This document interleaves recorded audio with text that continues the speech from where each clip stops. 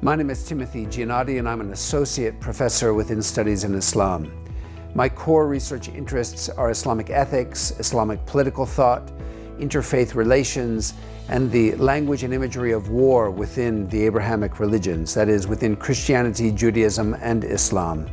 My course offerings range from Arabic language and culture to more specific topics within Islamic thought, and also more general surveys in Islamic civilization and Islamic religion.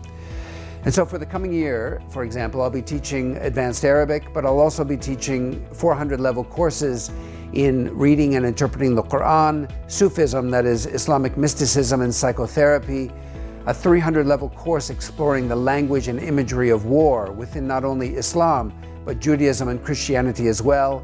And then of course my SI 121, Islam in the World, a survey course in which we get to explore all kinds of interesting avenues toward Islamic thought and Islamic civilization, such as Muslim understandings of gender and sexuality, Muslim understandings of art and architecture, and many other interesting topics. I firmly believe that education is not something that simply happens to you as you sit passively in your chair and copy PowerPoint slides from the board. Rather, I believe that education is a dynamic process in which we all play a very active and dynamic role. And so in my courses, we not only interrogate the subjects at hand, but we interrogate ourselves and one another. I also believe that education should not be conceived as being something separate or distanced from the world. And so my courses also seek to prepare us for real-world encounters. And this is one of the reasons why in many of my classes I send students out for field experiences or site visits.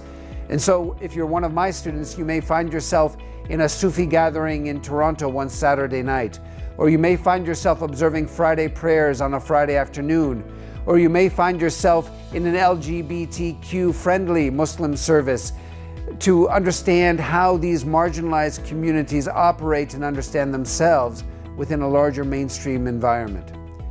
There is no question that we live in a very challenging time, and the solutions we seek as we turn to face the crises of our planet and the challenges of our nation, these solutions all bring us back to the question of education. Not an education of jumping through hoops and ticking off boxes on our way to graduation and a job, but rather an education that transforms us, an education that cultivates a sense of cultural dexterity, an education that sensitizes us to marginalized peoples and their discourses so that we can begin to see things in a multi-perspectival way. We can begin to see things and situations through the eyes of others. If that's the kind of education that you seek, the Studies in Islam program is for you.